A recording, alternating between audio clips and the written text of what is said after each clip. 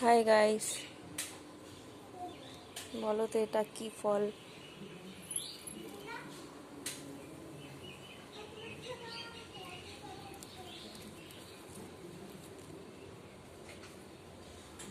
এখনো ছোট আছে, আরো বড় হবে, পাকেনি এখনো। পাকলে হলুদ হলুদ হবে দেখতে।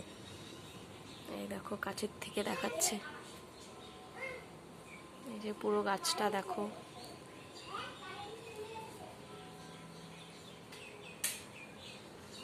একদম নিচ থেকে হয়।